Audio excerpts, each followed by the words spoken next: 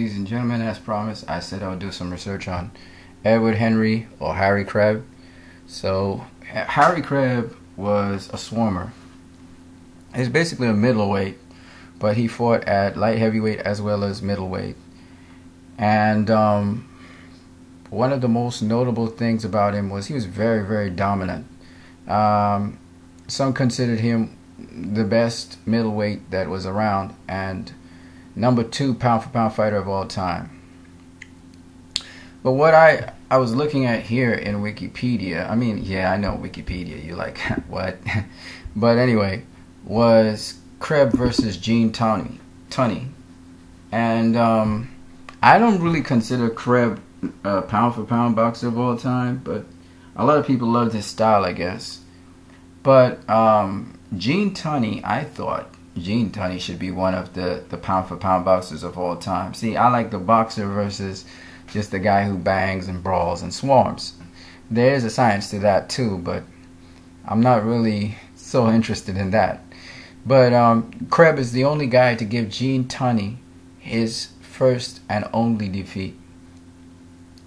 He really beat up Gene Tunney really badly, but that was the only fight he ever won. After that, Gene Tunney turned around, got a split decision on him the next time they fought, and then Gene Tunney went on to fight Jack Dempsey. And I tell you guys, if you really want to see what boxing is all about, watch Tunney versus Dempsey twice. There are 2 fights. There's the first fight and then there's the second fight. You got to watch that. But what was beautiful that I just picked out of this whole bit of information, and you can just read what's on the screen here right now, is that in one of their remaining fights, a little bit down the road, Greb straightforwardly asked Tunney not to knock him out.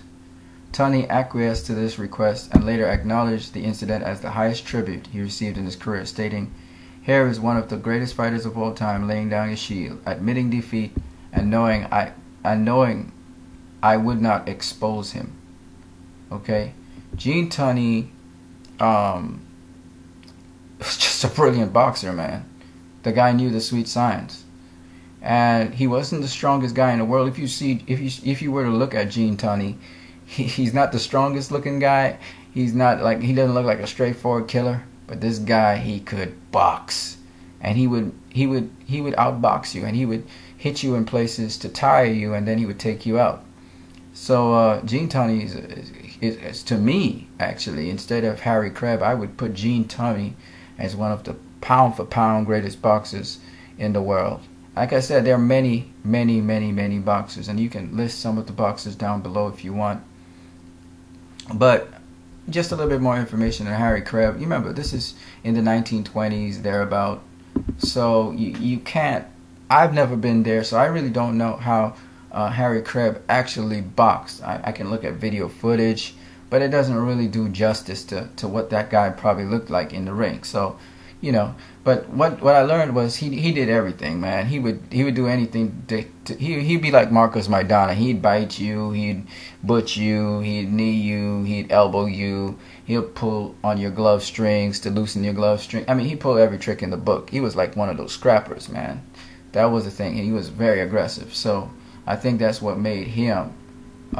Some people like that style, and that's what made him great, I guess.